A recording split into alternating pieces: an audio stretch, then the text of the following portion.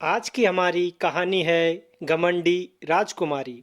तो क्या हुआ, उज्जैन नगर में राजा विक्रमादित्य राज करते थे।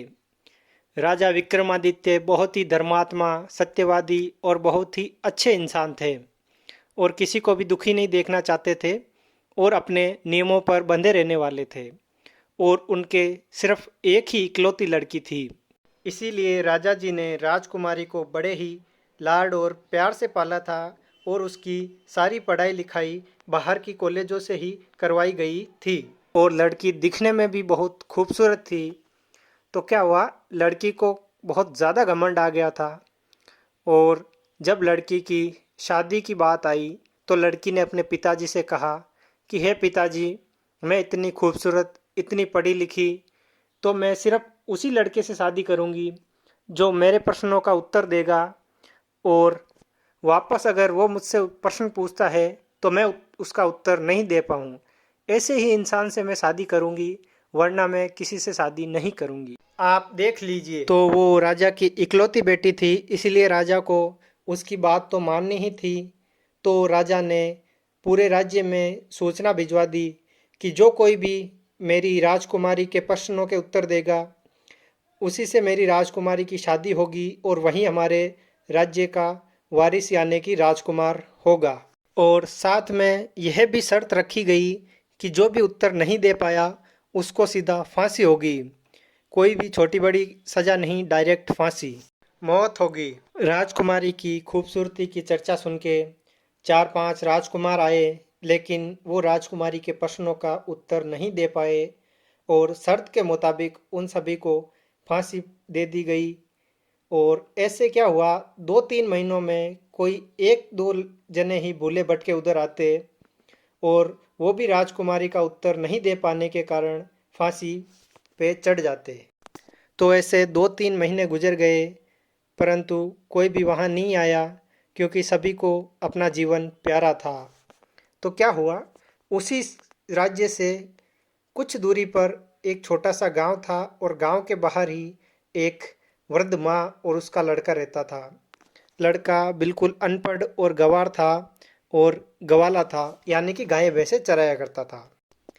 माँ और बेटे दोनों ने काफ़ी कोशिशें की, लेकिन फिर भी उसकी शादी नहीं हो पाई। तो राजकुमारी के प्रश्नों वाली जानकारी या सूचना लड़के के पास पहुंची। तो लड़के ने सोचा, ऐसे जीवन भर कंवारे रहने से तो अच्छा है कि वहां जाके राजकुमारी के प्रश्नों का उत्तर दिया जाए, और अगर मैंने गलत जवाब भी दिया तो मुझे फांसी की सज़ा हो जाएगी और मुझे इस जीवन से मुक्ति मिल जाएगी। इस तरह से मुझे तो दोनों तरह से ही फ़ायदा हो जाएगा। तो अब वो अनपढ़ ग्वाला अच्छे से नहा धो के तैयार हो गया कि भाई अगर ऐसे गया तो हो सकता है मुझे महल के अंदर प्रवेश ही नहीं करने दिया जाए। इसीलिए अच्छे से तैयार होके वो वहाँ से निकल गया। और रास्ते में जाते वक्त उसे भूख लगी तो वो एक तालाब के किनारे पर बैठ गया और उसने रास्ते के लिए जो रोटी रखी थी और उसे खाने लगा। और सोचने लगा कि अगर मैंने राजकुमारी के प्रश्नों के जवाब भी दे दिए तो मैं वापस उससे क्या प्रश्न पूछूंगा। तभी उसके सामने एक बहुत ही गजब दृश्य उत्पन्न हुआ। क्या हुआ कि उसी तालाब में एक भैंस स्नान कर रही थी और उसके ऊपर एक सांप बैठा था।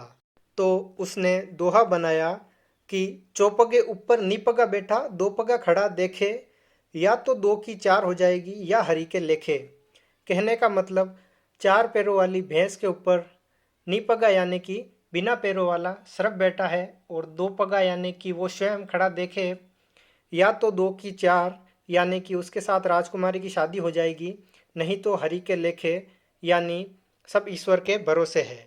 और अब वो गया राजकुमारी के महल के बाहर और उसने वहाँ जाके लगे घंटे को बजा दिया। और घंटे को बजाने का मतलब यह था कि जो भी इस घंटे को बजाएगा वो राजकुमारी के प्रश्नों के उत्तर देगा।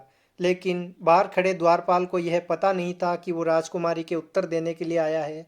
तो उसने उसे कहा कि हे अनपढ़ ग्वाले, तुझे पता नहीं है, तू इधर गाय भैंस चराता चराता इधर आ गया और तूने इस घंटे को बजा दिया, तुझे इसका मतलब भी पता है?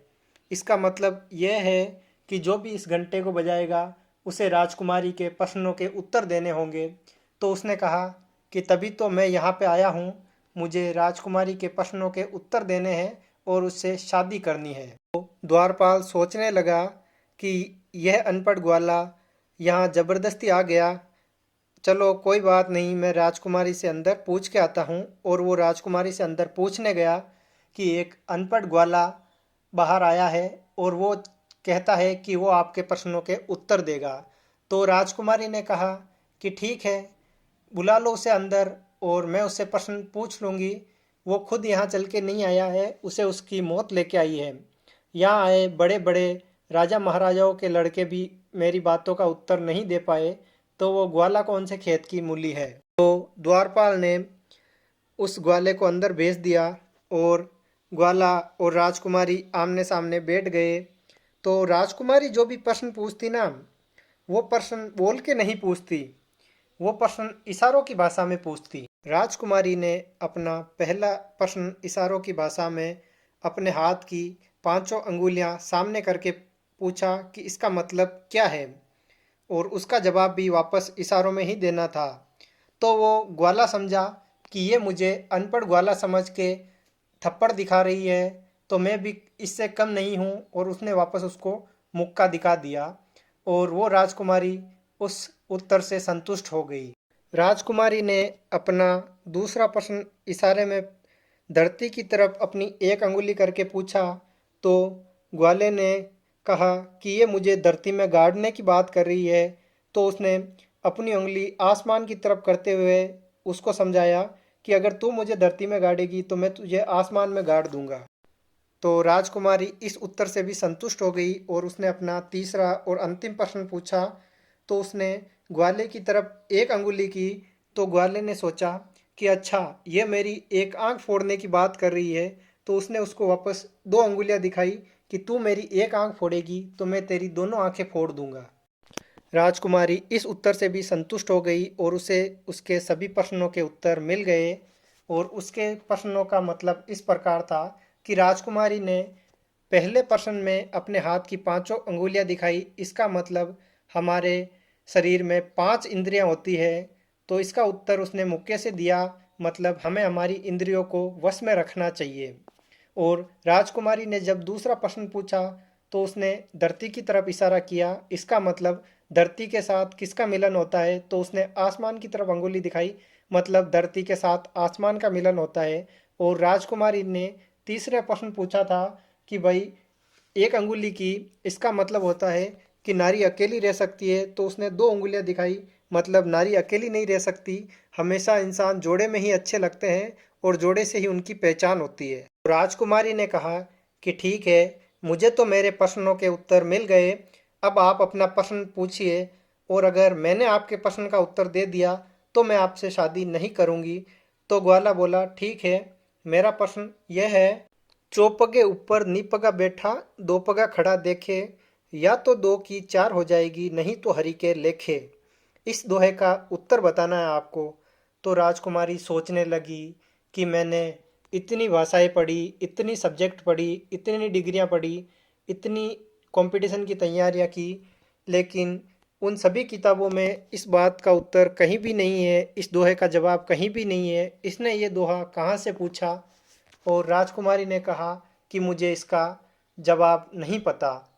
और अब राजकुमारी मन ही मन सोचने लगी कि अगर मैं घमंड नहीं करती तो मुझे कोई अच्छा सा राजकुमार, खूबसूरत राजकुमार मिल जाता, लेकिन मेरे घमंड की वजह से और मेरे प्रश्नों की वजह से मेरी किस्मत में यह है ग्वाला और अनपढ़ ही लिखा है, तो शर्त के मुताबिक मुझे इसी से शादी करनी होगी। तो उसने द्वारपाल को बुलाया और कहा कि राजा जी को संदेश कर दो कि उन्हें उनके जवाई साहब मिल गए हैं। जब द्वारपाल राजा जी के पास संदेश लेके गया तो राजा जी ने कहा कि ये तो बहुत ही अच्छी बात है, बताओ कौन से राज्य के राजकुमार ने हमारी बेटी के प्रश्नों के उत्तर दिए। तो द्वारपाल ने कहा, क्षमा कीजिए महाराज, वो कोई राजकुमार नहीं बल्कि एक अनपढ़ और गंवार ग्वाला है। तो महाराज सोचने लगे कि होनी को कोई नहीं टाल सकता, मेरी बेटी के भाग्य में यही लिखा था तो यही सही और उन दोनों को अपने राज्य का उत्तराधिकारी बना दिया और अपनी राजकुमारी से उस ग्वाले की शादी कर दी और वो दोनों आराम से अपना जीवन व्यतीत करने लगे। तो इसीलिए किसी को भी अपने जीवन में कभी भी घमंड नहीं करना चाहिए। क्या पता किसकी किस्मत में क्या लिखा हो।